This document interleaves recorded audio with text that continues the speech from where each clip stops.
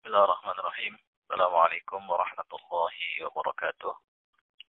Alhamdulillah rabbil alamin. Wassalatu wassalamu ala asyrafil anbiya'i wal mursalin wa ala alihi wa ashabihi ajma'in. Amma ba'du, ikhwani wa akhwati fillah, rahimani wa rahimakumullah insyaallah. Hari ini kita akan lanjutkan kembali pelajaran bahasa Arab kita dari kitab Al-Muyassaru fi Ilmi Nahwi. Sebelumnya kita sudah membahas 5 macam maf'ul ya dalam pembahasan isim yang mansub, yaitu maf'ul bih, kemudian maf'ul mutlaq, maf'ul li ajli, maf'ul fih, dan juga maf'ul ma'ah ya. Ada 5 macam maf'ul yang terdapat pada pembahasan isim yang mansub. Dan sekarang kita akan membahas isim yang mansub yang ke-6, yaitu al-halu, hal. Ya, hal artinya keadaan ya kalau secara lafziahnya. Tapi yang dimaksud dengan hal di sini ya di pembahasan ilmu nahwu adalah ismun tambahin mansubun ya. Ismun mansubun, isim yang mansub, yuzkaru yang disebutkan, libayani untuk menjelaskan, hayatil fa'ili, hay'ah itu keadaan ya, keadaan fa'il, awil maf'uli bihi atau maf'ul bih, hina ketika husulil fi'li terjadinya suatu perbuatan. Mislu contohnya, ja'a Muhammadun rakiban. Muhammad datang dalam keadaan berkendaraan. Ya di sini ja'a fi'il, Muhammadun fa'il, rakiban hal. Ya, bisa kita i'rab rakiban itu hal mansub dan nasabnya dengan fathah karena dia isim mufrad.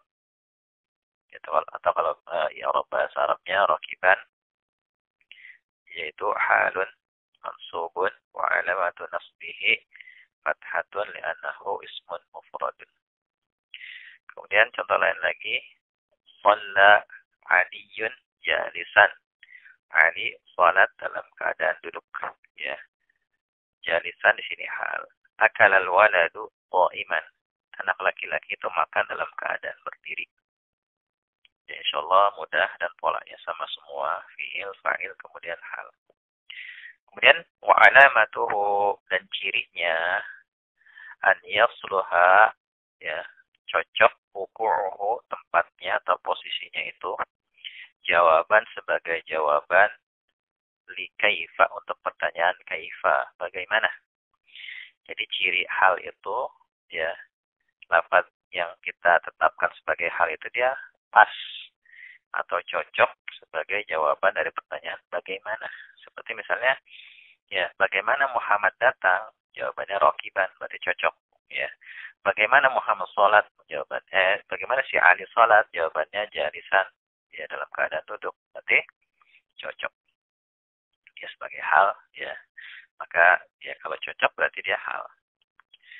Wa syaratul hali, dan syarat hal itu, an yakuna nakiratan, adalah dia itu berupa isim nakirah, wa an yakuna sahibuhu, dan adalah sahibuhu, sahibul halnya maksudnya lafaz yang dijelaskan keadaannya itu berupa isim ma'rifat. Jadi ada hal, ada sahibul hal.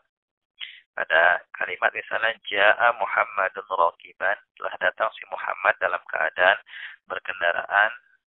Di sini rakiban hal, keadaan dia hal, kedudukannya sebagai hal, dan sahibul halnya mana, yaitu Muhammadun, yang dijelaskan keadaannya. Muhammadun sahibul halnya. Jadi ada hal, ada sahibul hal. Jadi hal itu nakirah ya qaidahnya, sedangkan sahibul hal itu ma'rifah. Kemudian hal itu ada yang mufradah, ada yang murakkabah. Ya. Hal mufradah maksudnya hal yang bukan berupa jumlah. Sedangkan murakkabah hal yang berupa jumlah. Ya. Hal yang mufradah yang bukan berupa jumlah, contohnya di sini misalnya shallal waladu jalisan. Ya, anak laki-laki itu salat dalam sambil duduk, dalam keadaan duduk atau sambil duduk. Shallal waladani jalisaini. Ya. Dua anak laki-laki itu sholat sambil duduk. Shallal auladu jalisina. Anak laki-laki itu sholat sambil duduk. Nah, di situ jalisan, jalisaini, jalisina itu semua hal. Sedangkan al-waladu, al-waladani, al-auladu ini sahibul hal. Nah, hal ini hal mufradah. Jadi yang dimaksud dengan mufradah ini bukan maksudnya hal yang berjumlah satu, bukan. Tapi maksudnya yang bukan berupa kalimat. Gitu. Meskipun dia nanti bentuknya musanna atau jamak. Ya. Kemudian ada yang murakkabah. Ya, berupa kalimat, baik jumlah ismiyah maupun jumlah fi'liyah. Contoh, ja'al waladu yabki. Anak laki-laki itu datang, kita terjemahkannya sambil menangis atau dalam keadaan menangis. Ja'a aliyun yamshi. Ali datang sambil berjalan, ya, atau dalam keadaan berjalan. La tashrab, jangan kamu minum, wa anta qaimun. Ya, dalam keadaan kau berdiri. Ya, pada kalimat pertama ja'al waladu yabki, ja'a fi'il, al waladu fa'il. Nah, di sini yabki ini jumlah fi'iliyah. Tersusun dari fi'il dan fa'il. Fa'ilnya mana? Fa'ilnya dhamir mustatir, dhamir yang disembunyikan. Ya, dan merujuk ke al waladu. Ya, jadi yabki ini adalah jumlah fi'iliyah. Nah, jumlah fi'iliyah ini di sini dia berkedudukan sebagai hal. Ya. Jumlah fi'liyah ini berkedudukan sebagai hal. Pada yang kalimat kedua, yamshi juga sama penjelasannya. Dan pada kalimat yang ketiga, anta qaimun, anta mubtada, qaimun khobar. Nah, jumlah ismiyah ini yang tersusun dari mubtada dan khobar berkedudukan sebagai hal. Sedangkan huruf waw di sini dinamakan sebagai wawul hal. Waw hal. Ya, waw yang menunjukkan kalimat di depannya itu berkedudukan sebagai hal. Ya. Nah, demikian pembahasan tentang muqaddimah tentang hal dan yang berkaitan dengannya. Kita lanjutkan di sini ada qaidah ya berkaitan dengan hal. Yang pertama, kullu jumlatin, setiap kalimat waqa'at terletak ba'dan nakirati, setelah isim nakirah, fahiya sifatun, maka dia berkedudukan sebagai sifat. Ya, kalau ada kalimat terletak setelah isim nakirah, maka dia kedudukannya sebagai sifat. Contoh, misalnya pada penggalan hadis ya di sini awwaladin sholihin, atau anak yang soleh yad'u lahu, yang mendoakannya. Ya, sholihin di sini kan isim nakirah. Kemudian di depan itu ada kalimat yad'u lahu, yad'u. Nah, yad'u ini ya, ini dia berkedudukan sebagai sifat karena terletak setelah isim nakirah. Adapun kaidah yang kedua, kullu jumlatin, setiap kalimat waqa'at ba'dal ma'rifati, yang terletak setelah ma'rifat, fahiya halun, maka dia adalah hal. Misalnya ja'al waladu yabki, anak laki-laki itu datang sambil menangis. Kalau yang sebelumnya awwaladin sholihin, atau anak yang soleh, yad'u lahu, yang mendoakannya. Jadi terjemahannya kita terjemahkan sebagaimana terjemahan sifat, ya biasanya digunakan kata yang ya di awalnya, yang mendoakannya. Kemudian ketentuan hal. Yang pertama, pada umumnya hal dibentuk dari isim fa'il atau isim maf'ul ya. Jadi sering kita jumpai hal itu berasal dari isim fa'il kebanyakannya, atau isim maf'ul. Atau lebih tepatnya sebenarnya hal itu berasal dari wasaf ya. Wasaf sudah kita pelajari di tingkatan awal ya, yang termasuk wasaf itu isim fa'il, isim maf'ul, isim tafdil, sifat musyabbahah, dan sighah mubalaghah. Kemudian yang kedua, hal biasanya diterjemahkan sambil atau dalam keadaan. Ya, ini tips dalam menerjemahkan hal. Ya, kita bisa terjemahkan sambil atau dalam keadaan, misalnya sambil duduk, dalam keadaan duduk gitu. Yang ketiga, hal terdiri dari isim nakirah.